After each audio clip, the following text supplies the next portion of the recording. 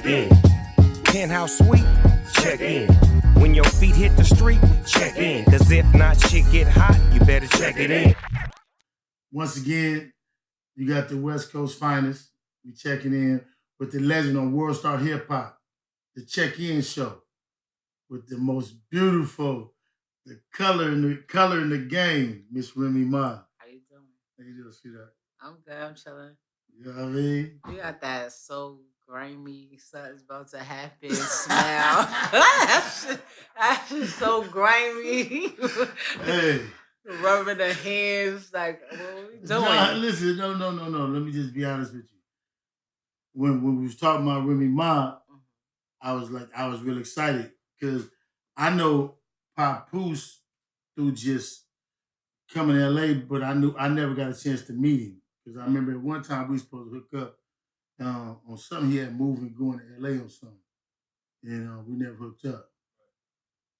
So then you a legend. Word? You remind me of my babies, you know what I'm saying? Because, I mean, not to go there, but I've caught cases in the past. Mm-hmm. And, I got so much love for women. Right? No, I got love for black women, and everybody know that. Mm-hmm. So, with you, it was like, oh, yeah, we got to hurry up and get her. Okay. Because I'm trying to do it on a different level. Like, I want to do interviews on a different level. We're trying to reach, Stephen A. Smith, Shaquille O'Neal. We dropping Shaquille O'Neal after this. So I'm reaching for a different level. Oh, that's dope. You know what I mean? As you should. Yeah. So, and then, me, I only get one shot. They gonna always make me the thug in the yard, so. I mean, they gonna make you that, or that's what it is? I ain't gonna apologize for being me. You know what I mean? I ain't gonna apologize for me, because I feel like everything I did, all the time I did, everything that made me meet, all the mistakes, I've been shot 100 times, did a lot of things, but I read and I changed all that. So I ain't gonna apologize for me, because that shit made me who I am. You know what I mean? Yeah. That's what I was trying to tell them. But now people, it's different when you a male, or when you a guy. It's coming from a girl. Like they feel like you're supposed to be a mother. You're supposed to be feminine and comforting. And how dare you get arrested? How dare you catch a case? How dare you have a gun, a knife? How dare you hit somebody? Like it's different when it comes to women. So I can't really be on it how I want to be on it, because it's just, I mean, not to the world. Let me say it like that. I totally disagree. Because of who you are. Right. You would disagree. Right. I disagree too. Right. But for most of society, they act like, they want that, but they really don't. You know what I'm saying? I grew up differently. I grew up around real people. And I don't even want to say real niggas, because it was women and men that they just real. It was different codes and morals and things that they live by. Like now, people glorify the person that called the police. They glorify somebody starting with you, and then when you react to it, you know what I mean? Mm-hmm. They like, how did she's a felon, put her back in jail. Like, so y'all just gonna ignore what they did to me? Right. Like I'm just an ultimate finisher. Like I'm like one of those people, like if you step on my shoe, like I want to amputate your whole fucking leg. Like, so it's like it makes it seem like I'm a bully. Like, nah, I just don't want you to ever step on my shoe ever again. So let's get this clear. Translation. She basically saying she can be a great mother, a great leader, a great rapper, a great teacher, and then whoop your ass when you get out of line. Absolutely. Remy Ma. Only when you get out of line. Only when you get out of line. I'm not gonna do nothing to nobody for no reason. Like I don't like people. Like people, there's a misconception. I hear a lot like, oh, she's a bully. One, because I'm not little. Like most women who are in the industry, like not even just the rap, mostly rappers, but all of them, they all 5 foot nothing. Mm-hmm. So when they see me and I come in, I'm 5'9.5". Like I have a big presence. God forbid I got shoes on. I'm like 6 feet, so I have a big presence.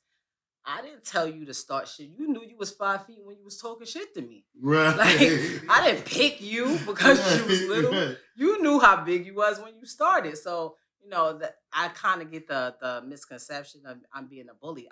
In fact, I'm the person that I want the bully. Like I be sitting there like, she said what? Oh, he did what? Would never do that to me. Now I'm gonna go address it. I want to see it. Like my mom used to get calls like, oh, I understand, those were her cousins that she was defending. My mother's like, she don't got no cousins. Like, that was me. Like, oh, that's my cousin. Why are you talking to them? Because I just always felt like I don't like bullies. So when people like, put that tag on me, I get highly offended because that's not me. I'm actually a really nice person until I'm not. So it's big you in the skirt. That's not What happened? you know what I used to say? Because I used to tell people all the time, I'm not a bully, but I used to feel like most of my issue was like yours, was dealing with somebody else who it was either one of my partners and I was helping them or somebody called me about a situation. Because niggas would just wake up in the morning and fuck with me. But I had issues all day long because I felt like, but then also too, the backside of that was I killed a lot of issues. Because niggas, my squad would do shit. I don't know what he was killed a lot of what? Oh, issues. Oh, gotta be careful what you say. You don't even chop in interviews. Oh, no. A lot of what? Go ahead, I'm sorry. No. I was like, this is getting too real. Wait. I stopped a lot of issues because it would work both ways. And it'll be people who knew they had a Remy Ma on their side and they'll go out and do shit. And I'm like, no. Oh, yeah. That wasn't right. That's true. So I'm going to let you go out there and test them waters and get that on your own because you know you shouldn't have did that. Well, you put me in mind of my older sister. You know what I mean? And she was older than me. Okay. So she took all my beefs all the way up until I got old enough. And she used to take the beefs with my mother. Because my mother, I was the only boy in the house with two sisters and then they best friends. Oh, okay. So when I went to junior high school, I was squabbling. I hated the bitch word. I don't even call women bitches to this day. Because, really? Man, I don't do you gotta hang around me. I'll get you right out of that. Oh, shit. I don't It's like my favorite word. Like, what? I don't do 2 weeks, she'll be throwing, this is little bitch. Like, I'm gonna tell you, it's so funny that you say that. I have the total opposite reaction to that word because, like, in my family, like, I come from a family of mostly women. My grandmother had 5 daughters. My mother's the oldest, and there's all my crazy ass aunts, and then almost all of them had girls. We have very limited boys in my family. But my grandmother, who she literally just passed away last week, rest in peace, my grandmother. But she is. I'm sorry to hear that. When I tell you, this lady's crazy though. Like she's this big.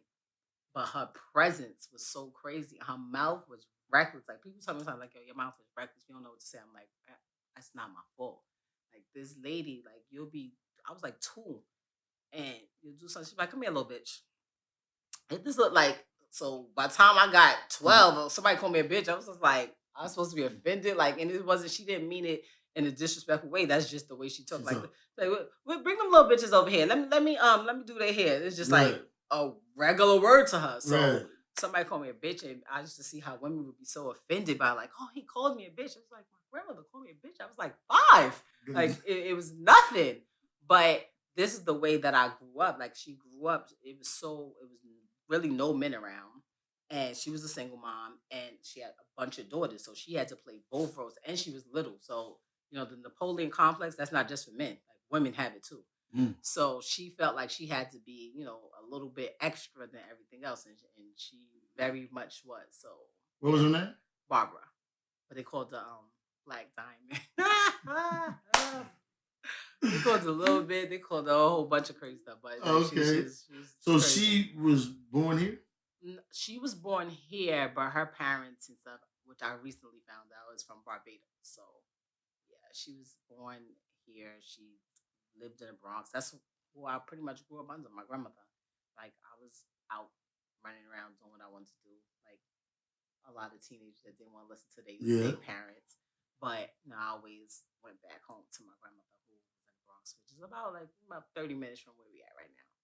So it was a lot. So it was so like you said, you grew up with mostly women. Yeah, but they was mostly older than me. When it came to me specifically, my mom, I'm the oldest girl out of the grandkids. It's my brother, and it's me.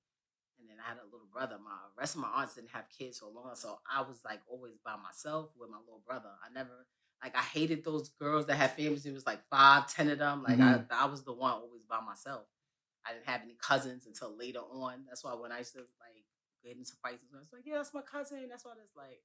Now it's crazy to me. I think it's weird when people be making fake relatives, like my cousin, my sister, my brother. Y'all really not related. I used to do it as a kid. When y'all grown, I just want y'all to know I look at y'all crazy when y'all grown.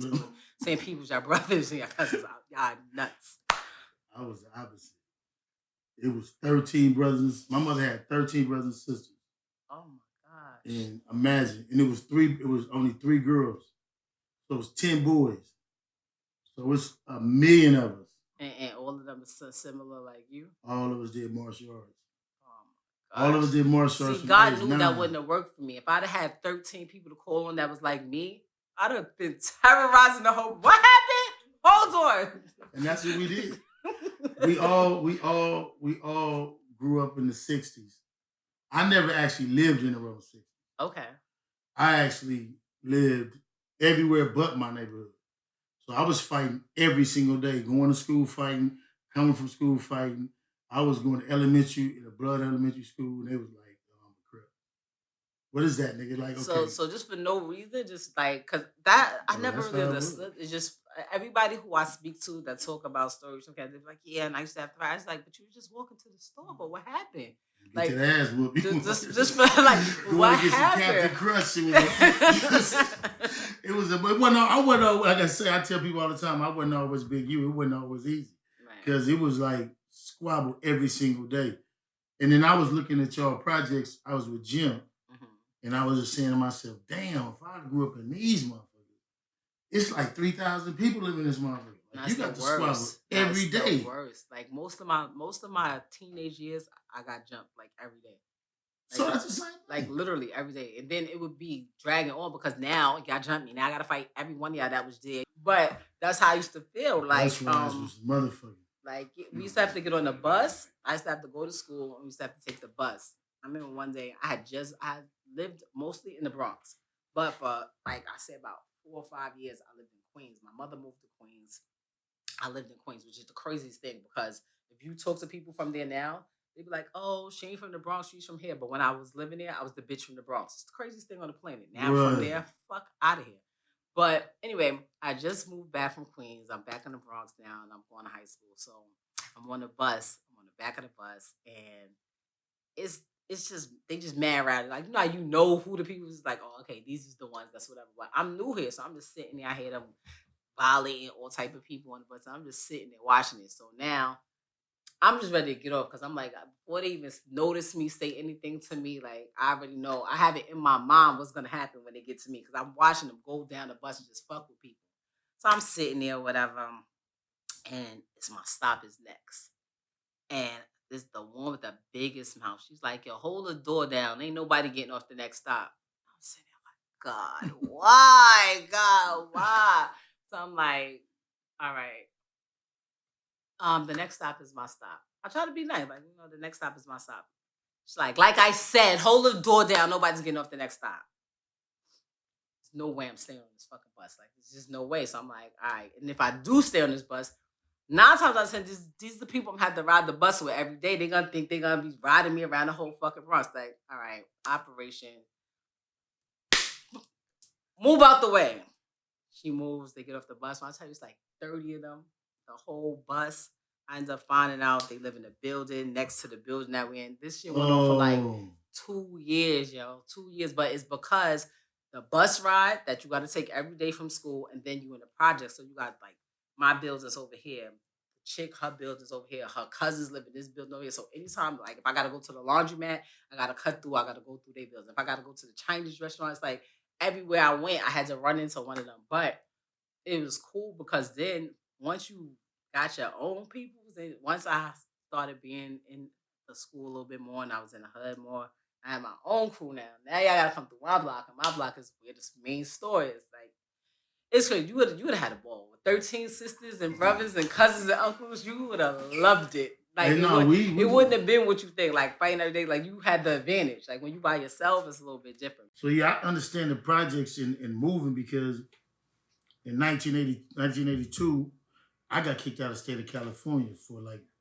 What do you mean kicked out of the state of California? Kicked out of the state of California. I had so many kids that like kidnapped, I had like robbed, had some other shit. And... Were you like 2? Like I 12? I told you my daughter's age. How old were you at 82? Like I was 16. I was 16 and and they kicked you out. Kicked us a out. Judge. Yeah. Because see what happens is, and that's out here too. You're actually not you're only a ward of your parents. Okay. When you're born in the United States of America and you get that birth certificate, you're actually born to the state. You're actually the property of the state of California until you turn 18. Okay. It's just like starting a new corporation. You file for a corporation. Your child, you as a child, does not belong to your parents until you are actually warded to them. So when in our system, in our juvenile system in California, if you catch a case, they can discipline you however way they want to. Although I wasn't found guilty. So they was like, nah, they didn't want to release me to my mother. They was like, nah, you going to Chicago to your father. So my pops flew down to Chicago. Oh, yeah, great. Chicago, much more wholesome place. Exactly. But thanks, Judge. The fuck? I actually thrived in Chicago because they didn't know none of the crimes we was doing. Okay. When I got to Chicago, they was still leaving all of the real stuff in their windows. Like they was leaving the radios in their windows. Some places were leaving jewelry in the windows. Some people was leaving like all that shit in the windows. And I was like, this is amazing. People can put their radios in the window, right? No, but they was leaving them in there. We're not getting to the stores. I got my pop's truck one time. Me and my partners, and I put the chain to the truck to the bars. Through the store. Pour that shit off. Bash with the bricks. I'm like, I introduced them to a whole nother hustle because they was hustling, but it was certain things we was doing in LA that they weren't doing yet. They weren't even on the bashing yet. See, you had me. I was thinking something. So y'all just heard him say that, right? I actually thrived in Chicago. What? You was in Chicago doing the same shit. You was worse. No, you're right. I thought you meant like I thrived in a good way. Like, yeah, I started going to school. I'm running in the windows and teaching them how we do it out in Cali. Pops didn't even make me go to school, man. It's only one. Pops a Christian now. Pops is straight. He's saved and all that. But then back then, Pops was like, nah. That was my first time ever seeing heroin and cocaine in Chicago. Like sold in little packs because we was selling it differently. And I was just selling the little dime nickel packs. Mm-hmm. So I understood a lot. And I understood the gang culture out there too. Because I was first time introduced to the projects in Chicago. So when you was talking about your experiences, like with gangs it's different. I didn't see any of that here in New York. Like I guess I hear stories like when I talk to my father, he tells me about the different gangs that they had like in Brooklyn. He grew up in Brooklyn. But I never saw any of that. Me in school and growing up, I didn't really see people getting involved into gangs until like my last couple of years of high school. And even then, everybody was a blood. Like I was so confused because I was like, who y'all got beef with? There's no Crips nowhere. Like, aren't y'all supposed to have arch enemies? Like, if everybody's in the same gang, why are we doing this? And then I just never understood. Like, I knew it was, and I don't have anything against anybody else in the game, but I just knew it was never going to work for me. First of all, I'm not never making it to no meetings. I have things to do. I am going to be late. I'm sorry. I don't want nobody mad at me. I'm telling y'all right now, I'm not making this to the meetings. Like, they're ready to me. I'm not going to make it. I'm not, like, first of all, I had a whole curfew. Like, I can't not make it. So, where did rap come from? What was your, at that time, what was your inspiration? To rap? So who was your inspiration? It's so crazy. People that I actually was with. I ran with all the gang members though. All the killers, that's who I was with. But I used to just write poems at first. And then when everybody started rapping, one day I took my book and I was just saying a poem that I actually was a poem, and I said it as a rap, like to a beat. And everybody was like, oh, that shit crazy. And just from there, I started not writing so many poems and writing more rhymes. And the niggas that I used to hang with, it was so crazy. My brother had got locked up. First, my brother got locked up. And then when he got locked up, I started hanging with all his friends. And he's my older brother. My other brother older than me by like 7 years. But I started hanging with all his friends. They used to be like, yo, looking out for me because I was his little sister. But I just used to hang with them. And then when my brother got shot, and he was like, he was in the crib for a minute. Like, they saying he couldn't walk. Like, it was crazy. Mm. And I was with them even more. So they used to come and get me and literally drive me around hopping out on niggas and battling people for money. Like they used to, oh, who nice over here? I come on, they used to come get me and bring me over there. So that's what I used to do. I used to just get out. Oh, what happened? I used to listen to whatever nigga. They used to think, oh, she a girl. I used to be sitting there listening to what they said. I used to be in my hair like, I'm about to cook this nigga. Like, I used to just be so hyped. When I was young. And it was even more crazy because I always looked younger than my age. So I looked even more. When I was 16, I looked like I was probably 12. So it was, I never thought to be like, yo, this is what I'm gonna do for a profession. Like I never ever thought that, like, in my life. Like I never seen rap or music as a way that could be a lifestyle. Like obviously now it should change my whole life, my whole family life. Right. Like everybody that's even affiliated with me, like could get, I have the perks and I've reaped the benefits of me being in hip hop, but I never saw that. What female was on when you was on? Salt and Pepper. That's who was out then, and then obviously the Kims and Lauryn Hills and all that. But it was when I came in, I was able to meet them. I was still young, but they were still doing what they do. Eve, all of them. That's who was out. Eve, Kim, Missy Elliott. When I first like met Pun and Fat Joe, that's who was. How did you get some? I met Big Pun. Rest in peace. I met Big Pun, and he lived around the corner from my mom. One day I was coming home from school, and some guy that I was with knew a guy that knew Pun. And he's like, yo, what you doing over there? I was just standing there while they was talking. He's like, yeah, I'm over here. I'm at Pun house. Like, I always heard that Pun lived over there, like, by my mom, but I never seen him. Like, we used to see the cars outside or whatever, but I never saw him. And the kid that I was with, like, he's like, yo, for real, my friend, she rap.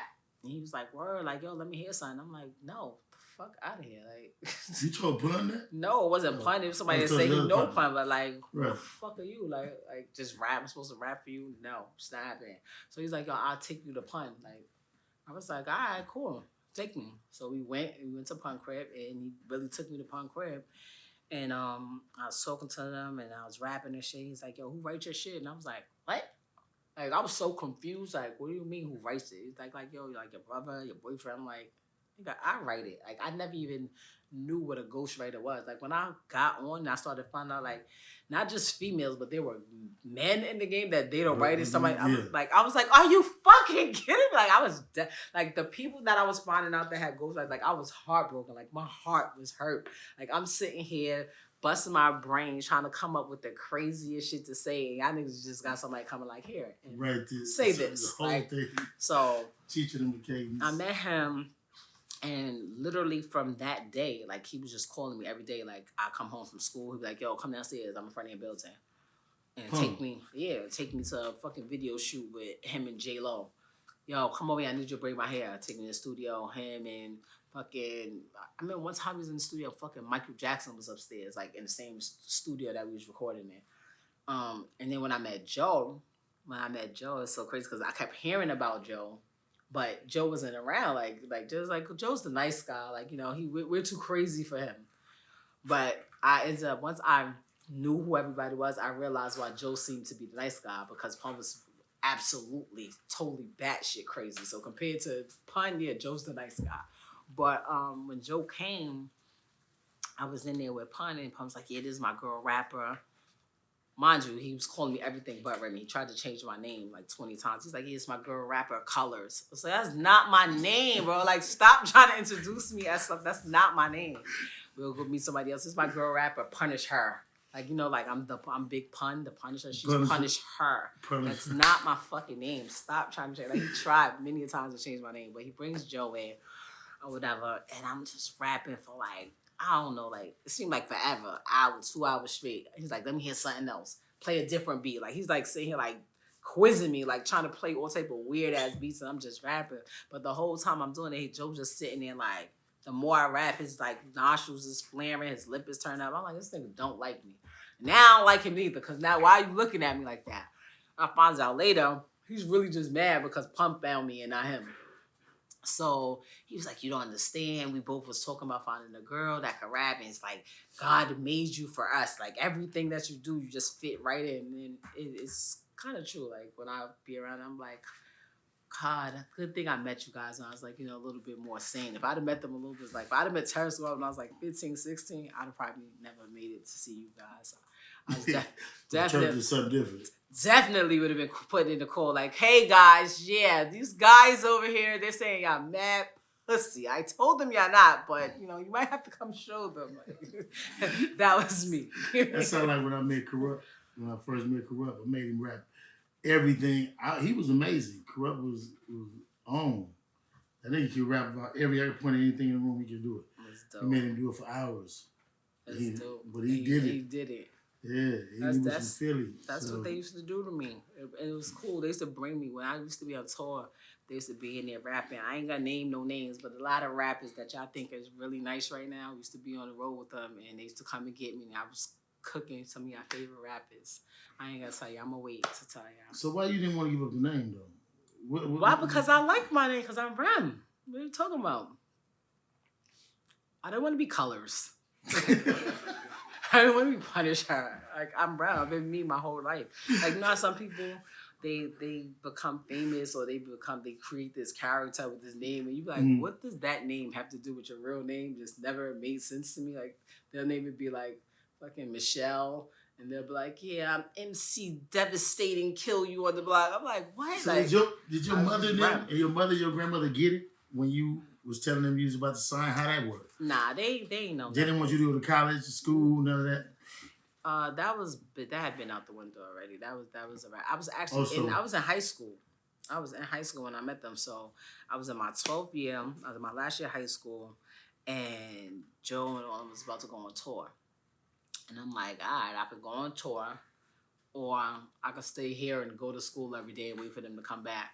I was like, yeah, I'll go to school next year. And I went on tour. I ended up you was finishing in 12th school. grade. Yep. And I didn't graduate. But I finished school. I went back. I finished school, and I have a degree. I'm like halfway into my bachelor's.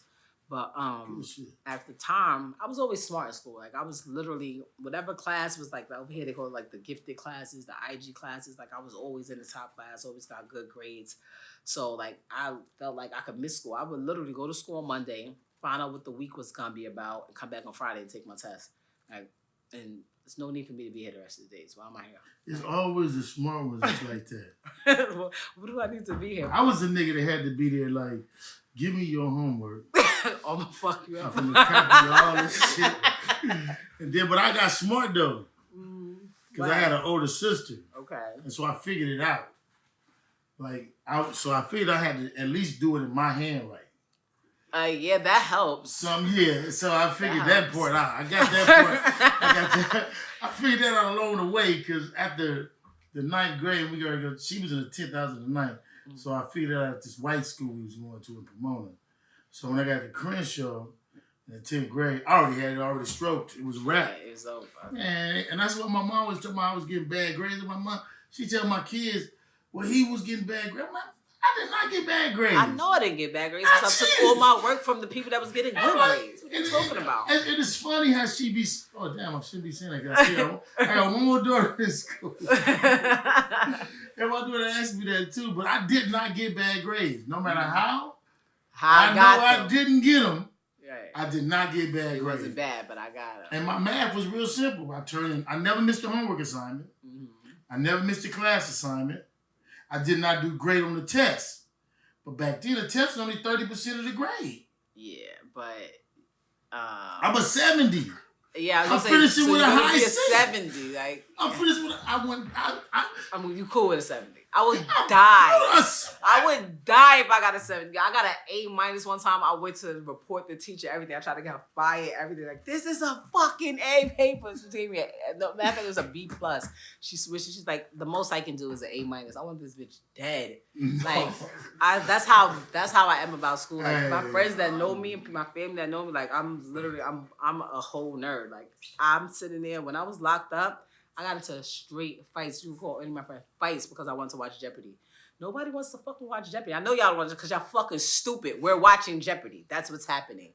Do we want to go to the shower That's about why it? you can spit. Like, we're watching Jeopardy. Your brain working differently. And then got dummies. After this over, y'all can watch Wheel of Fortune. Go ahead. The Wheel of Fortune comes on for the people. Like, yeah. Right. We're going to come back to that. Yeah. Because we need to get you on the road. Because, I mean, it's different being like a spitter. Like, because some people can, like, right now we're not in the era of spitters. We in the era, like... Bullshit. I'm sorry. We're in the era of people who rap different rap styles. Yeah. You know, I tell my artists all the time, and I can't understand the words you just said. But I'm okay with that though. It's cool. No. Like I have been able to figure out like how to do. I can do everything. Like when you really write, when your pen really go, you can tell me to write the stupidest shit. All right, that's what we are right now. All right, cool. Cause my pen really go, but they know. They know. They like nobody don't play with me. Like even guys, like people not gonna call me. I tell them they're like, yo, you need to get some features. No girl wants to be in a song with me, especially if she up. She don't want to be in a. She don't want Remy Ma on her song. You know what's gonna happen. And the same thing goes for guys. A guy don't want to call me to get on a song because he knows what's gonna happen. You know what's gonna happen. So it's cool. I'm alright with it. how does Remy Ma, at the height of her career, stay being gangster and end up in prison? How does that happen? Being around people that wasn't for me, because like what's so crazy about that whole situation. I tell people all the time, like I never took the stand. I never did no interview saying what really happened.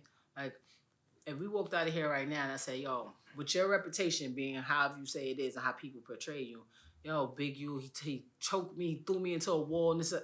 No one's gonna question it. Police gonna come. They're gonna lock you up. You're gonna have to get a lawyer. You're gonna have to prove that you didn't do that to me. Mm-hmm. If all these motherfuckers sitting in here saying, I don't know that's what I saw or that's what happened, and then I get on the stand, I'm like, yeah, that's what happened. Look, then what? You know what I'm saying? And it's to the point now. I feel like I did my time already. All right, that's what y'all said I did. Okay, that's what happened. Now what? What we doing?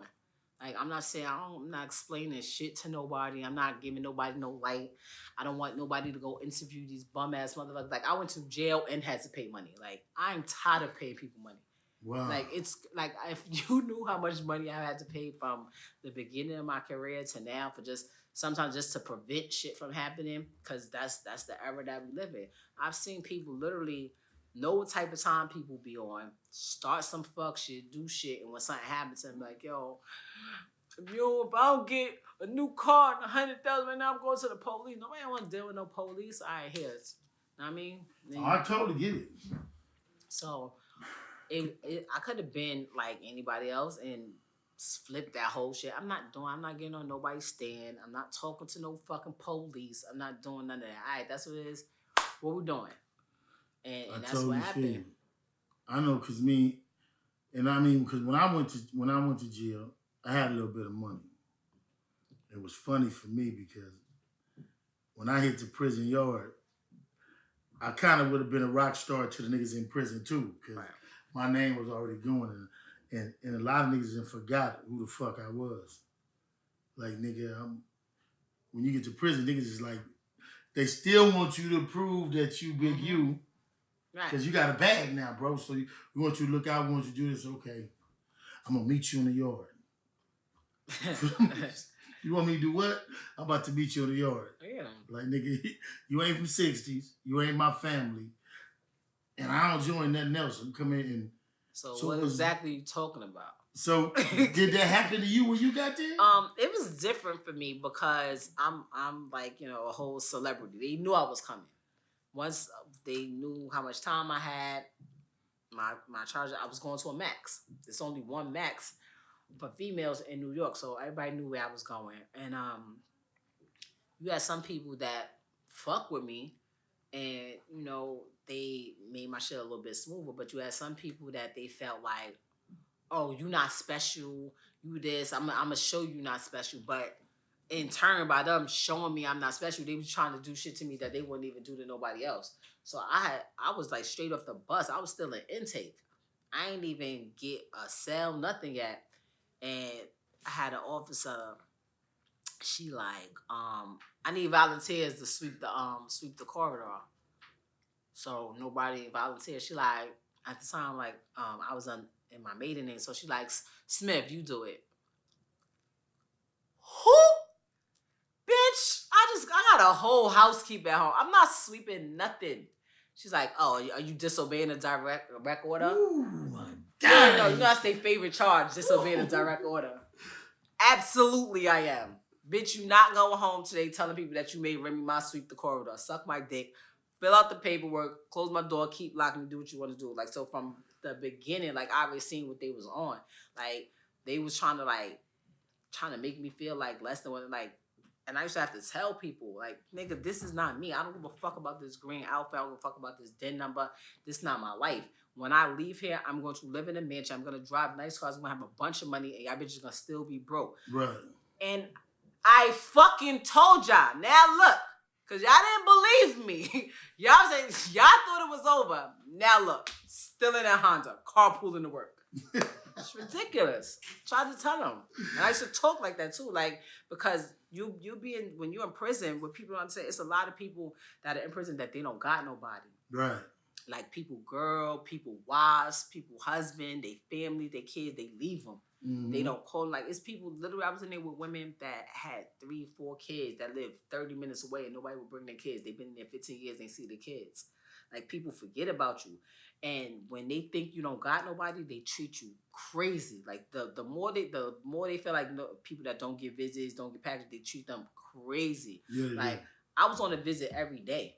Like, literally, my husband, my first year, my husband came to see me every single day. Every day, when you're in the max, you got to visit every day except for altars on the weekend. I'm there every day. God forbid I get a ticket. I get a ticket. So what's it? Hold on. What? What's the ticket? You got to explain what the ticket is. So if you get a ticket, it's a disciplinary action. It's an infraction. You get tier 1. I saw some light shit. Tier 2, tier 3.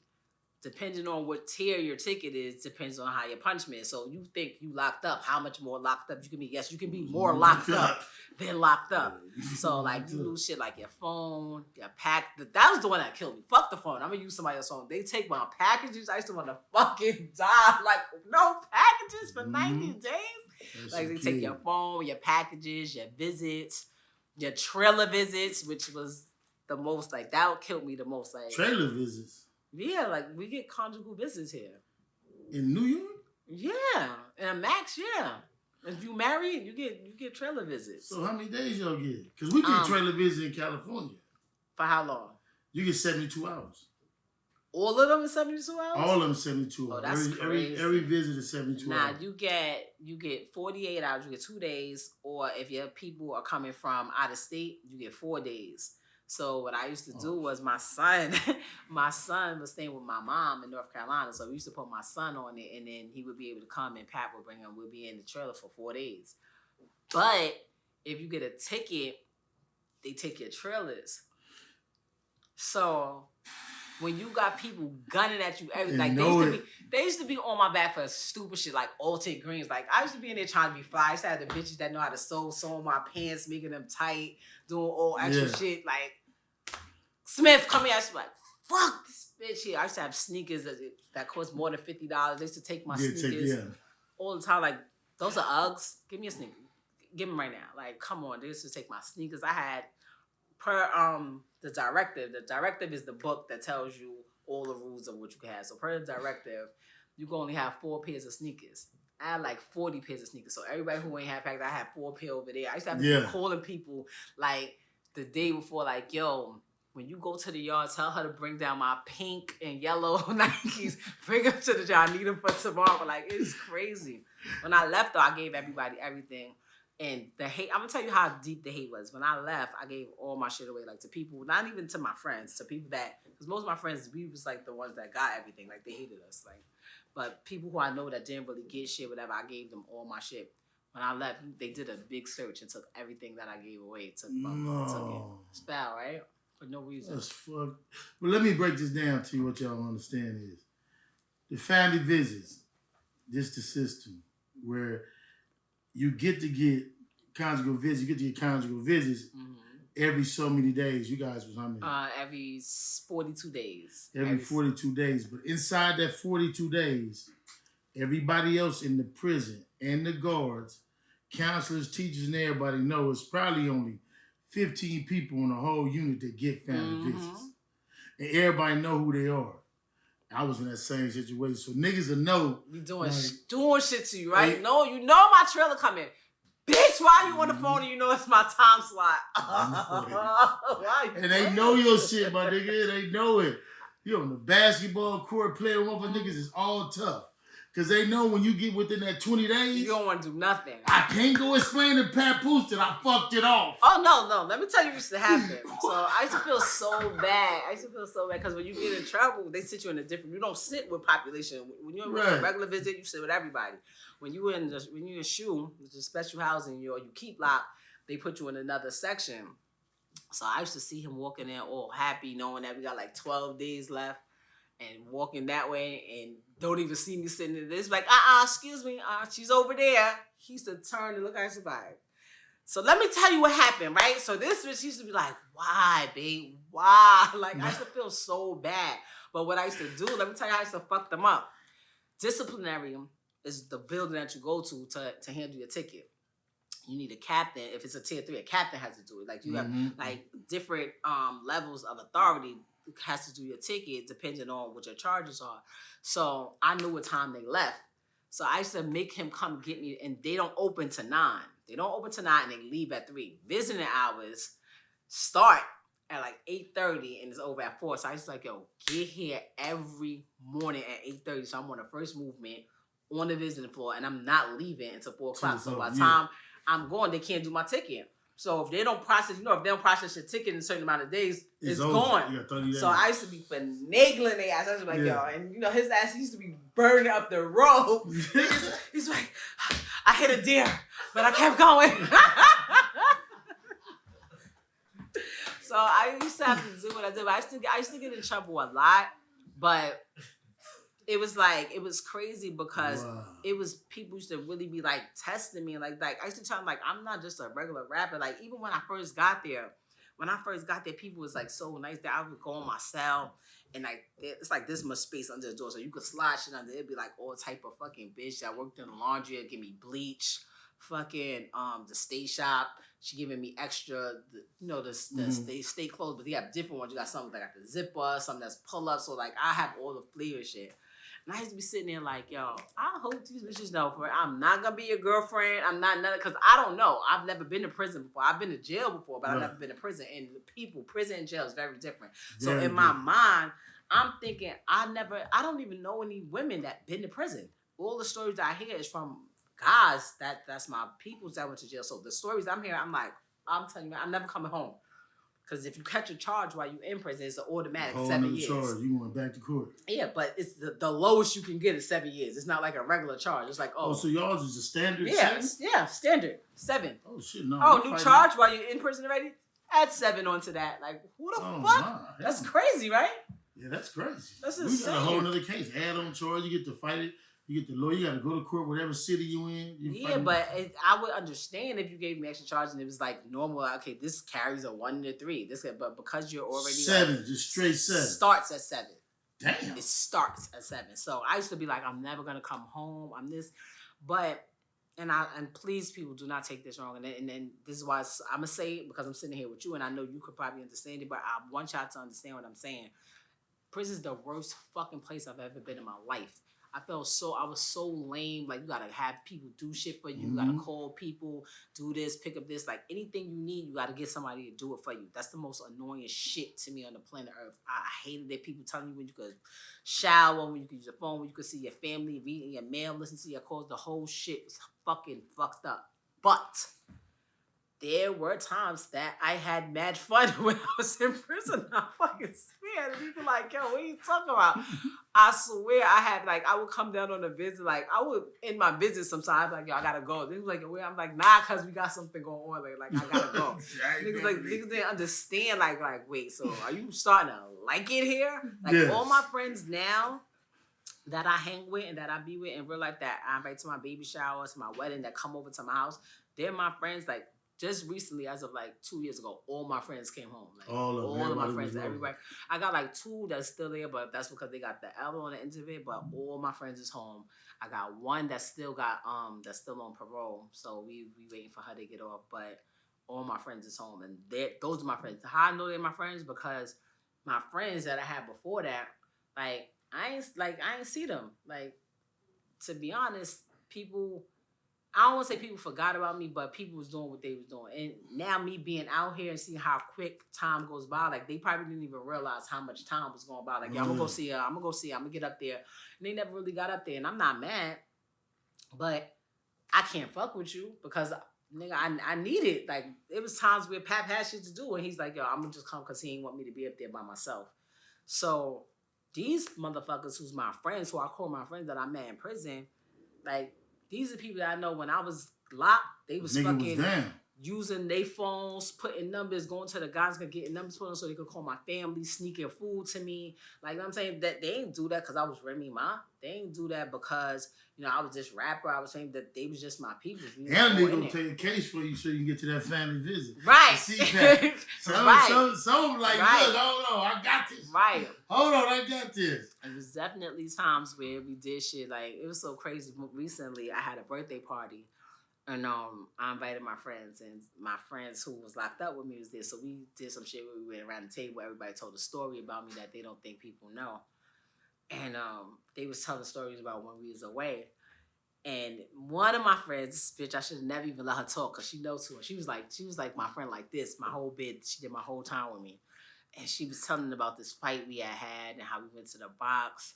I was in shoe and we all got in trouble. I was like, it was really my fault. So I was like, I took the charge for everything. I let her go out. The whole jail was saying like, yo, because she was the main troublemaker. The whole jail was like, yo, she got Remy in a box. That's crazy, whatever. But in all actuality, I started the whole thing. It was these 2 girls. I was tired of them. They was getting on my nerves. It's like 5 a.m. I thought we had a cool officer because he was acting like he was cool. He was cool, but he bitched out at the end. I'm like, yo, we got the cool officer. Yo, this bitch is in the shower right now. Let's go. We in the shower, did whatever we did. This nigga fucking gets scared. He pulls the pin. When you pull the pin, that means all the fucking officers gonna come. So he pulls the pin at 5 something in the morning. We ended up going to the box. It was crazy. And I had to keep sticking to my story. I'm not gonna tell him the truth. I'm not telling Pat what really happened. Right. Like, why I'm gonna be in here for the next fucking 6 months. So I had to stick to my story. Like, who knows? I'm on the phone something, so I don't know who's listening, but I never got around to telling him what really happened. So when we at the dinner, he turned to me, he said, "Are you fucking kidding me? That's what really happened." I'm just like, you know what? I did some questionable shit. Okay? I may lie, but like I said, I met some really great friends in prison. Right. I ended up, that's how I went to college when I was in prison. Started back school. I got my first degree. Yep. And I just, I learned a lot about myself while I was in there. Like, you got fucking a lot of time. People think you have time. Like, oh, she should have all these rhymes. Like, you're not that creative. Like, your brain is somewhere else. You're not thinking about making good music while you're in prison. It's just your environment is fucked up. But, I learned a lot while I was in there. Which I know, because when I came out, my business mind was on a different level. Oh, yeah. And I know for you, being able to have it, and now you sitting down, you just thinking, let the people know, like, how your mind go. Like, I need real estate, I need this, I need that. Mm-hmm. I ain't fucking on no cars. They fucking on, How do you know that? Who told you that? So y'all told him that? You talking about business? Like, guys, that's how I be. Yeah. Like, when you be away and you spend hundreds of thousands on fucking lawyers, and your income is not the same as it is when you're in the street. So whatever money you got is what you got, and whatever you got coming in, however you get it coming in, that's what it is. It's not the same as when you're moving around. So when I came home, like, I wasn't up when I came home. I was in jail for almost 7 years. I was not up. And I was like, yo, when I get it this time, I'm never, like, ever gonna be, like, even close to needing anything again. So, like, Pap tells me, and he's like, yo, you're so fucking cheap. You're fucking rich. Why are you cheap? I mean, like, yeah. I'm not rich. I told him I'm not rich. No, I'm not fucking rich. But I think differently. I'm not doing, like, you know how much shit I had? When I came home, this man saved everything that I had. Like, every shoe, every T-shirt, everything. When I came home, I seen how much bullshit I had, just clothes and pop shit that wasn't really worth shit. I was like, I'm never doing that again. Right. Now, I buy a bunch of property. I start businesses.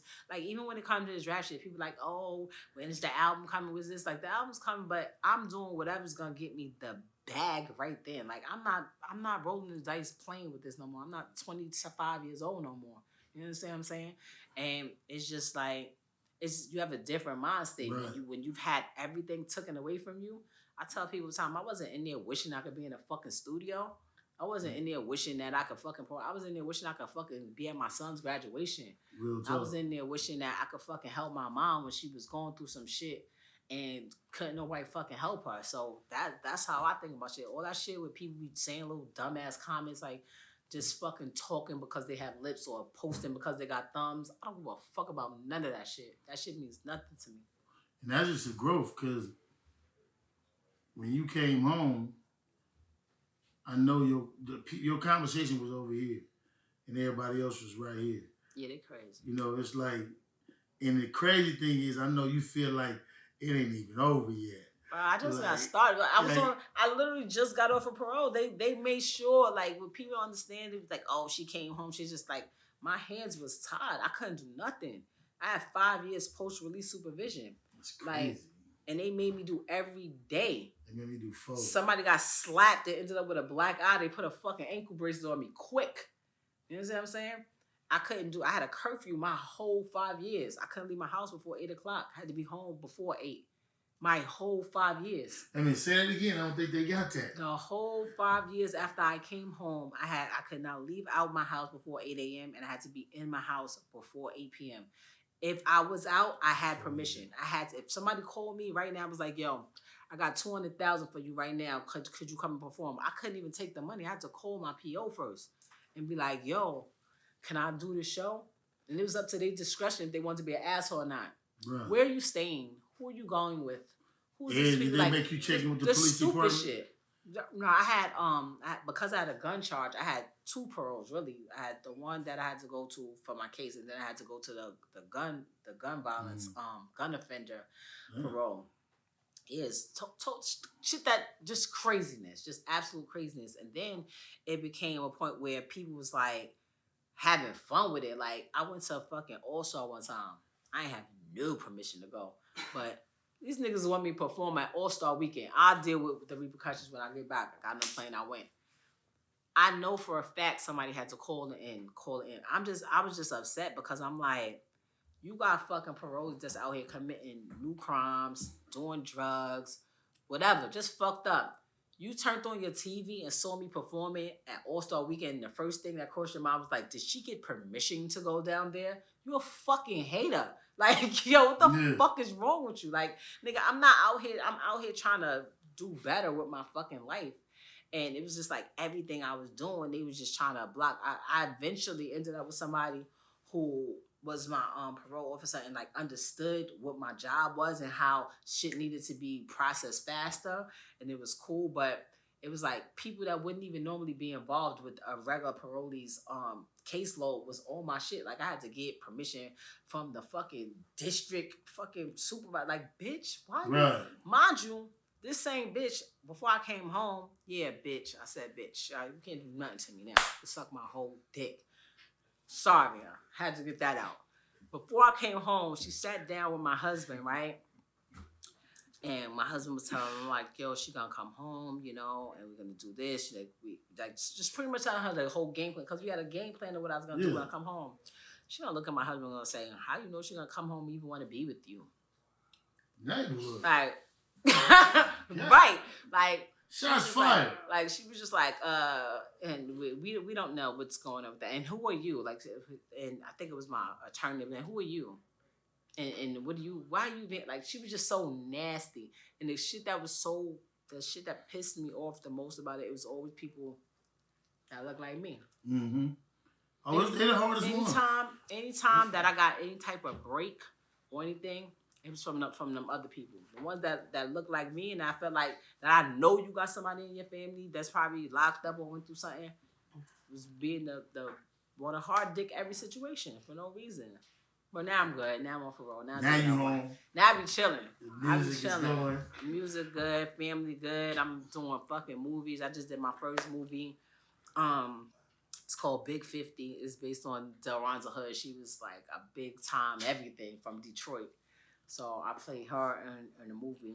Whoa, you got a lead role? Yeah, I'm number 1 on the call sheet. Whoa, they don't know how that feels. I did my first one, right? Yeah. I was number 9. I was number 1 on the call sheet. Because I managed Veen. I used to manage Veen. I managed Veen for like 7, 8 years. Mm-hmm. And well, that's number 1. You don't hear no even touch the door now. Nah. Was he with you? Nah, he came to set like twice. You went there? He came like twice. Oh, that shit is amazing. That's living better than a rapper. That's the only time you gonna ever live like Michael Jackson. You number 1? How many days did you shoot? About a month. It's about a month. About a month? Oh, you did a month straight. We went straight through. Oh, don't even touch. Look, you get up in the morning, somebody calling you, did you have a nice sleep? Makeup is gonna be at such and such. The driver's picking you up. They had me, my nigga. I'm 300 pounds. I'm up in the morning doing push-ups, working out. They like, hey, Mr. U, we're coming there. So I told me we open the door already open. I'm like, this, the killers is here. The motherfucking door is opening. I'm in New Mexico, man. I'm like, hold on, nigga. They don't even know. I'm like, damn, but that shit is beautiful though. I'm like, man, I can do this acting shit. I love it. It's so much fun. I be telling you, like, it's the you know, I'm done. It's like music. I love music. Music is always gonna be my first love. It's the stepping stone that allowed me to change my life. Like I know I would have had a very, very, very different life had it not been for music. But because of that, I've been able to do things like acting, and that voiceover money is ridiculous. Like people who was talking about how my voice is like, my voiceover checks are extremely pleasant. I love them so much. I just get to do so many things. I get to travel. I get to show my children a different life, like things that was never afforded to me, and I never even dreamed of doing because of music. So that's always going to be my first love. But acting, I loved it. It was so fun. It's something that is on my list of things to do in the future. And yeah. How big a reach was it? Did you have to change your voice? Was she like you? She's like me. What's so crazy is she's from Detroit. So I was looking up all these different things and looking at people who from Detroit and how they say certain stuff. I'm listening to all the Big Sean albums I got. I'm watching Cash Doll, but she doesn't talk like that. She kind of talks like me, but I think it's because she did a lot of time and she was in the feds. So when you're in the feds, they move you around and you don't stay where you're from. So when she talks, she doesn't talk like she from Detroit. She has a couple of words here and there that might hit home, but for the most part, she don't. But she was like, she had, she was not pimping. She had she was a madam. She was selling drugs. She was a distributor to a lot of big people in the Detroit area. I don't want to drop no names, but she was. Did you age with it too? Was it? Nah, I was just her when she was younger. She started out, I think, when she was probably 5 or 7, so they had kids playing her. By the time I went from when she was about 20 until like early 30s, so that's the role that I played. She's now, I think she's in her 50s now, but it was so dope. Oh, she's still living.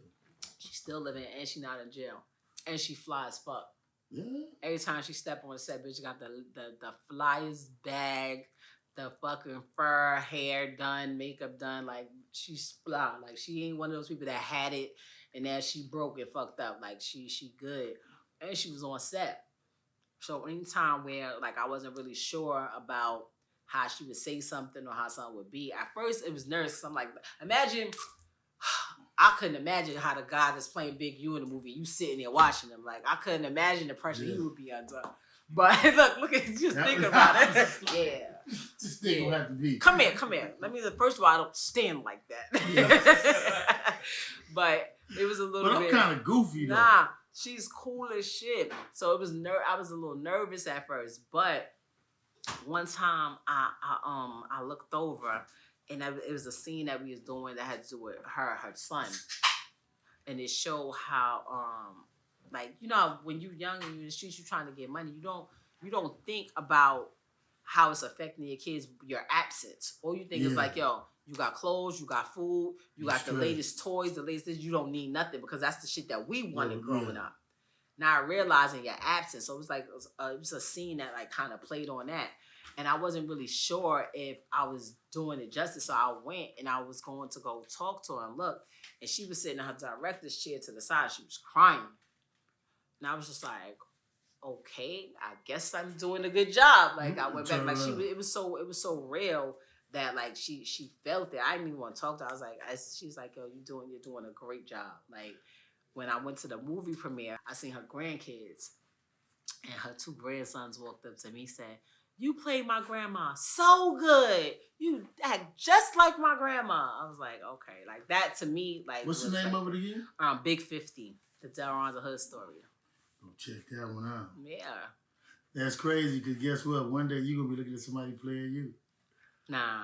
Yes, you are. I'm gonna be me. I'm gonna look 22 forever. I'm playing myself. I don't think they ain't invented shit that could play Remy Ma yet.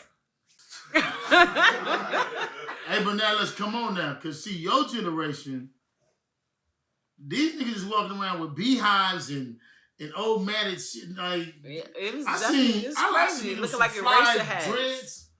But then I can see some niggas with some shit that look like it's just dirty. Yeah, and but it's going over like here. And right now, definitely like that's the wave. The I'm dirty look. I've noticed that. Like I'm that's not me. I'm just saying I don't have anything against Jerry curls. I just didn't want them when I was 5 years old. That's all. When I look at my pictures, I'm like, my mom's was really wilding. Like my mom is probably your age. I'm probably older than her. I'm 54. Nah, my mom is a little bit older. Oh, okay. My mom's a little bit older. But she was literally, she did it to me. She did it to my brother. She did it to you. She did. She My did dad had them. Like that was the wave. That during the 80s, exactly. Jerry curls was the wave. But I'm just saying, like you know how much we was paying for them things? It was expensive at that. that. It was like 30, and then when they first came out, like 60 to 100. Nah, that's crazy. It lasts you for like good 90 days until you get that new growth you put in there. You know what I'm saying? Then they came with the good friend Earl, turn your hair, turn your shit red. So what people did with their Jerry curls when they got locked up in prison? I was fucked up. You learned how to braid your hair. That's when I learned how to braid my own hair, because that shit was gone. You have like new growth, your shit at the the end be curly. At the end of shit, your shit be curly, your shit be all natural hair at the end. Yeah, you learn how to braid. Can't wait till that shit go. Got you. And every time you get ready to start trial, guess what you have to do? Cut it all the way off. Yeah. And every time. So 4800 was a mug. So you cut it off because your lawyer be like, it give you a better chance if you cut it off. Yup. Right. Every time I came. But that was a lie. Do you feel like? No, it wasn't. Nah, that wasn't. No, I think it was too. Do you feel like you got any leniency because of your hairdo? You just told me they gave him 56 years and kicked him out of the state of California. Didn't help. I might as well wait 2 months less for the jury. Not trust me. Every time I went to court, I looked like a bus driver. Like, hi man, I help you. You not filming them? Like, nah. We the voice of dog. We ain't supposed to be here.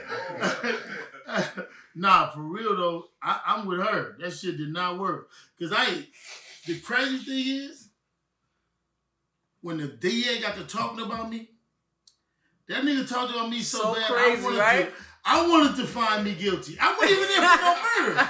I'm in this over with selling drugs. I'm fighting a drug case. Nobody hurt. My only kidnap was on the police officer. I pistol whipped him. And that was it. I had nothing else, dog. I'm like, it's no violence, no only gun they said, because I pistol whipped him. It was nothing else. But I wanted to find me guilty. Because he's talking so crazy. I'm glad they talk about you. They do. I felt like when I blew trial, I was so mad because I wish I'd have just did everything I wanted to do. Mm-hmm. If I knew this, how y'all was gonna do me dirty, I should have just came here and told you, I invited y'all all to the Frank stand. You could suck my dick. You could suck my dick. Yeah, I should have just did that because that's how they was talking. Like I caught the judge used to be in there like this. 8 to what? 8 for one charge, 8 for another charge, 1 to 3 for another charge, and 4 for another. Like, just stupid shit. Okay, so if you would have did all that, you would have caught the 26 piece to the guards one. At that moment, You, it sounds better than that. At that moment, though, I'm telling you, man. at that moment, you just be like, fuck, I cut my hair for. You know who did that? Iron Mike Tyson did that. Iron Mike Tyson went up there and was talking however the fuck he felt like talking. They said, okay, brother, you stay here, Indiana. Straight up and down. Iron Mike Tyson was up there like, yo, want to get fucked. But you know what? He was doing all that shit. Okay. You know what's crazy? Stay here, buddy. Let's talk about the system for a second, because I learned to fight that motherfucker. I learned to fight it. The system is set up. They say you innocent until proven guilty. Lies. But that's bullshit. You're guilty. You're guilty and you have to figure out a way to prove to them that you're innocent. Well, like this, and if you innocent, don't, you're really innocent. Like you're double innocent. But if you prove yourself innocent, you're triple innocent. Like you're just innocent. How the court system is set up around this nation, the district attorney goes first. That means he puts on everything fucked up about you. Right. Then you go and you try to clean up all the bullshit this nigga said about you. And then guess what happens? They get to rebuttal everything you said.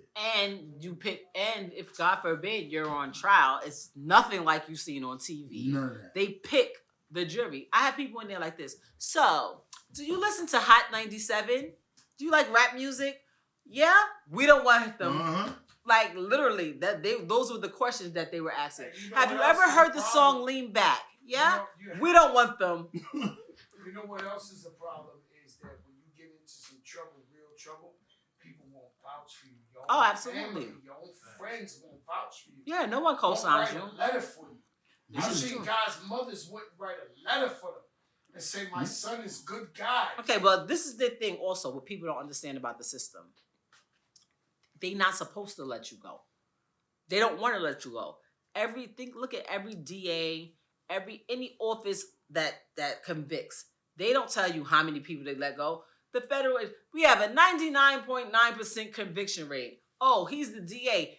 Look, when they was talking about, I think it was Kamala, and they was talking about her conviction rate, like that's their accolades. They are looked at by how good they are, by how many people they convicted. They don't give a fuck if you're innocent or not. No. Their job is to convict you so that they can say, this is my percentage of conviction rates. Their job is to get convictions. So when people come in there thinking that you're innocent until you're proven, their goal is how many times did you think every time somebody had a case, the DA knew what it was? They know they be innocent. They still gonna come in there and try to prove that you're guilty so they can get the W. And it's even worse for y'all. I mean, let me say y'all, for celebrities. It's even worse for celebrities because they don't want it to seem like they being lenient. If you get away, it's like, oh, we're being lenient because you're a celebrity. Nah, nigga, because I ain't do what the fuck y'all said I did. That's why. But it don't work like that. And people don't understand. People are like, oh, you're a celebrity, you get special treatment. Are you kidding me? That's why I don't watch cop shows. Oh, nah. I don't watch no cop shows. And I don't torture. Promote none of that shit. I don't want a cop show to be successful on the air at all. I come in the house, my wife and my kids watching a cop show, I'm cutting that motherfucker off. Fuck y'all watching it. First 48, Law and Order, ISI, ESI, CSI, all that shit. None of that shit playing while I'm in the house. Because I'm not giving them niggas no, because that's what the jury, you would think after all 10 that years shit. of first 48 motherfuckers would know to shut the fuck up. Like after 10 years of this shit, in every trap, every hood, they would know shut the fuck up. Like you watch first 48, you be like, no. Chupa gave me the gun. Goddamn motherfucker, you about to walk out the fucking door. You was walking out the fucking door. I'm gonna tell you what the problem is. What the problem is a lot nowadays with some of what they call the youth. They've never interacted with police. You got people that do a bunch of crimes or a bunch of shit and never got caught. So with the first time they have any interaction with police, they don't know how to conduct themselves around police. And not only that, you got motherfuckers that really think they could talk their way out of anything. Like I've seen it. Yeah, that's a problem. I've seen niggas think dudes when I done got locked up with some dudes and they start talking, not snitching, but really talking like thinking they can talk them. Like you looking at them like, yo, B, like, and they're like, no, I'm telling you. And when the lady went through over there, not me, this, you look at them like, yo, my man. And they gone for 10, 15 years because they talk too much. I've seen guys think they can talk their way out of this shit. I'm telling you, the best bet, if this your first 48 message, don't say shit. Get a lawyer. At all. Shit. And if you don't want to, nigga, don't even say your name. You got fingerprints. Simple as that. Rolando attack. Figure it out. That's it. But crazy thing with me and certain people like probably you too, they not even gonna come to us. They gonna be like, this nigga ain't saying shit. So it don't even matter. Some niggas they not even gonna like. We just passed by him. We were there with that man, right? I've never been asked. Yeah. Joe Crack has never been asked about nothing. That's what I'm telling you. Some motherfuckers they gonna be like, nigga don't even come. I ain't even like, throw many others. I couldn't even come to the court. Throw many others over there. I couldn't even come to the court when you were saying my name so much. Right. Dude was on the stand. Yeah, her husband did this and did that. I couldn't even go. I had to stay out. That's because they know they ain't gonna give a shit. No, that whole system is crazy. I be trying to tell them, they be trying to call me out. Hey, we need you to come. We want you to help with prison reform. Like, I'm gonna be honest with y'all. The whole shit. Tear the whole shit. They need to rewrite it, start it over. Like, there's no, like, I don't understand. Like, literally, when I tell you how all my friends, we all was locked up together. Like, we all got similar charges, similar cases. And if you look at the numbers, I had 8. My other friend had 12. My other friend had 16. Like, and the shit, if you really look at it, I had the same time as one of my people who somebody actually died in her case. Like, how do y'all come up with this? They could just pick a number from out of anywhere and do whatever they want. Like, I just, who justifies that? Who the fuck gives you the right, like, to say how much of somebody's life gets taken away? Now, this is the part they don't like what I say, right? The part I say is there's people that they feel righteous and they wake up every day and their job is to put people in jail and take people and separate them from their family, and they have no problem with it. They feel like they're the best thing on earth, this and this and that. And so everybody got a little dirt. When they get caught up in some shit, they not doing no time. They kill themselves right in front of the precinct.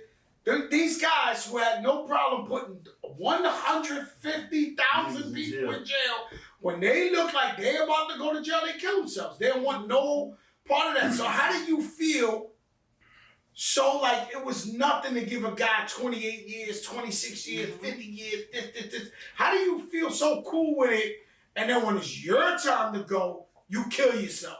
Or this is how I look at it, and this is how I know it's bullshit. When you look at people that snitch, they will literally know that you killed people, sold drugs, and everything, and be like, I'm gonna let you go if you give me these people. Nigga, if it was that bad, it shouldn't be no way that you could get out of it. Period. Like, and that's just how. Or you can have somebody like the president come and be like, I'm gonna pardon you. Hold on, that's why I fuck with Trump a little bit. Like, nah. You can Trump say if you snitch, nigga, you don't get no break. Nah. Fuck that. Trump say if you snitch, fuck you. And he also was like, I'm pardoning people. Whoever I went out, I have the authority to do so and let them out.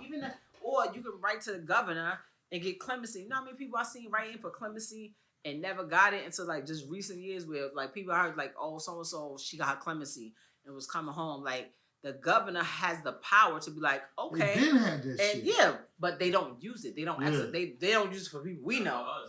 Put it like that. So I say, with all of that being said, none of that shit don't mean nothing because there's always some loophole or some type of tool that you can use to override it. That shit is bullshit to me. Like, I just can't get with it. Especially when niggas took the rest of my little bit of 20s, fucking bastards. Hey, but right now though, She finna kill a game though. I mean, I'm good. I mean, cause it's over. Absolutely. Hey, when it's Never again. Done, the next 8, the next 7, she gonna own 100 pieces of property. She gonna be enacted in 5 more movies. I'm gonna be in them too. Eat pepper. I could be her father though. Can I act like I'm her father? I see that. I could be her father in the movie. You know what I'm saying? You know what I'm saying? I'm auditioning right now. Make it for a part. I'm just saying, I could be her father. I'm telling her that. I vouch for you. Yo, There it is. I vouch next for you. movie we'll get Remy apart and be like Big U included, like batteries included. You know what I'm saying? I need a school bus driving, I need something. I can sit there. You ain't even gotta act old. I'm just, you know what I'm saying? I'm just a young father. Yeah, that's the new wave. That's cool. Okay, so the rapid 6 is 6 questions we ask, supposedly rapidly. Papoose picked me up from the airport. Where we going to eat? Where we going to eat? If Pat picked me up from the airport. Oh no! What's listening? What's playing? Oh, good, because he'd have been devastated. He don't like when people know about his unhealthy diet habits. That's the next question. What's in the car? If Pat picked me up. No, he's picking me up. Oh, Pat's picking you up. If you're in, if anytime you're in Papoose car, you are listening to Papoose music. I'm like, no, that's just what he does. Okay. That's what he does. So, where are we going to eat at? Y'all are going to definitely go through something that has a drive-through. That's what he does. Perfect for me. Me, I'm more of the sit down, nice, dinner thing. He wants to go somewhere, and he's gonna complain about it later and try to go work out for 5,000 hours to try to burn it off. But y'all definitely going through a drive-through. Okay, there it is. We need to get some clothes. Where we going? Y'all gonna go to Up NYC.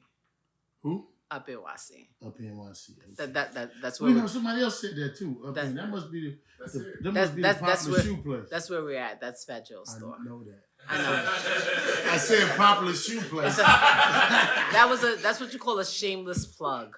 I got it. I helped it out. It must be the shoe place. Everybody in here like it's right here. Like we right here. I was talking to see the whole room. Everybody's like, you're here. That just goes to show what they really think about you, yo. Everybody.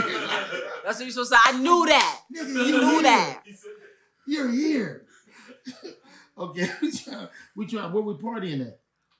Oh, partying? Y'all not partying. Y'all gonna go in the crib. He'll find a boxing fight or something. He don't play Xbox, PlayStation? Nah, he does PlayStation sometimes. But we're not really big partiers. If we pop out at a party, it's because it's the thing to do. But we just not just gonna party for no reason. Okay, sports. Are you into sports? You know sports? I love sports. Yes. Okay, Football, basketball, boxing. Who's your favorite sports team? My favorite sports team. Football. I want to say Steelers. I'll go with the Steelers. All right, Pat. I gotta go New York, man. All right, Giants. It's always gonna go New York. Now, we gotta go out and go handle some business. Who are 2 people y'all gonna leave me with? Y'all 2 gotta go out. Y'all say, Big U, these are 2 gonna take care of you while we gone. We leaving you with Joe.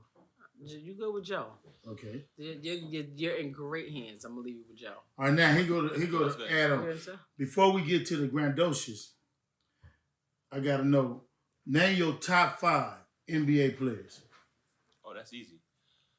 Michael Jordan, off the rip. LeBron James, Magic Johnson, Allen Houston, and I'm gonna say for my last one, because that's 4, I'm gonna go with Kobe motherfucking Bryant, man. Okay, that's why I now love you him. get your 5. Kobe Bryant. My 5: Jordan, Kobe. I don't give a fuck what nobody say.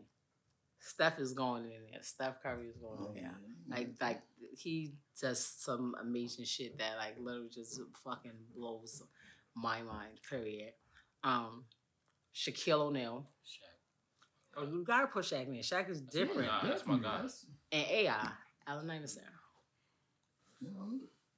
My team will whoop somebody's ass. You crazy. Y'all crazy. Y'all crazy. Hey, that's a thorough squad. That's a thorough squad. All right.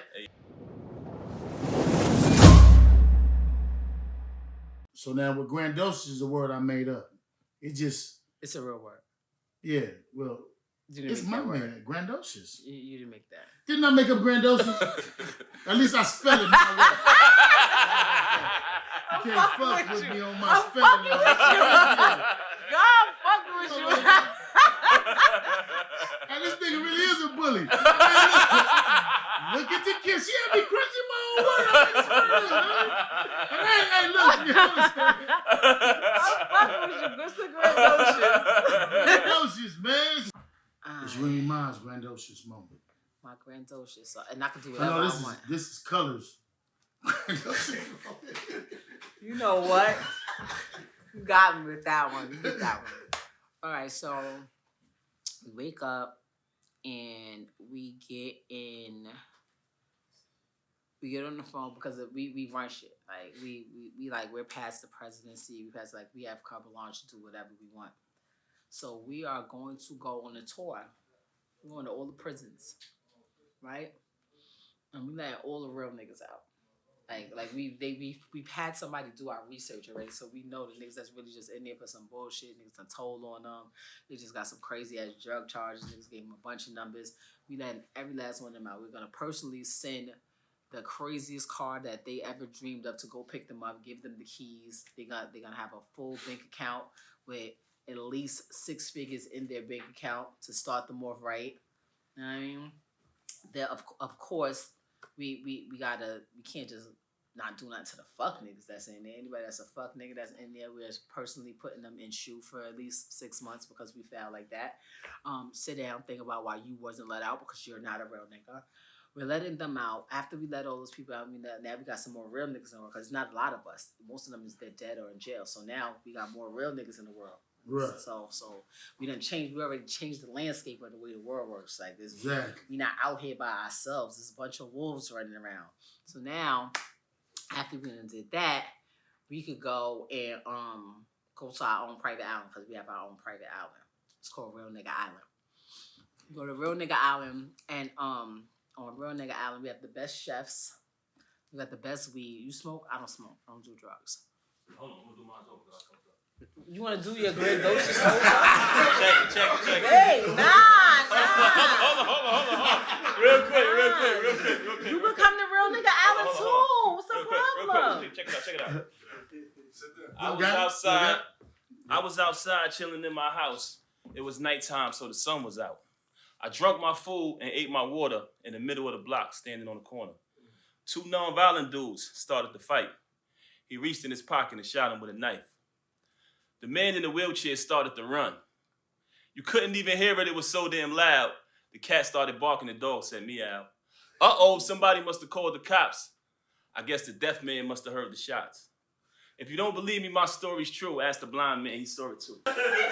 So then we're going to call the construction workers, right? We're going to build a sign that says Papoose is not allowed on Real Nigga Island.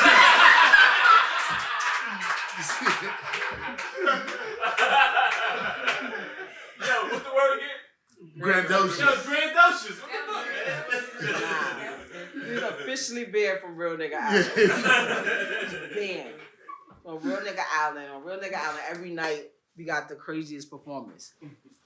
Dead or alive, we can get them.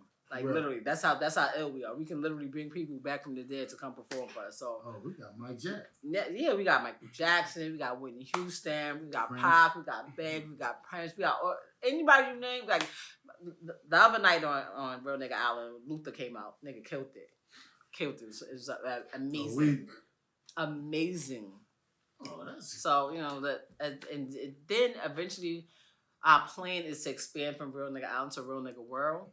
And then there's no fuck niggas left. Like we build prisons for only fuck niggas. Only. I think life would be so much better like that. Can't wait to see Nick. Awesome. Hey, look, I love you. Thank you. Had a great time with y'all. Hey, look here. We on one thing in the world is checking in. And this is with the real hustlers. You're not getting on if you're a bitch nigga, so it don't even matter. Yeah, this is the first of this real nigga show. What happened? Exactly. We ain't interviewing you. No fuck niggas allowed. The only thing about this interview, I know I had her like I gotta make sure she like me, because if she don't like me, it's gonna be bad.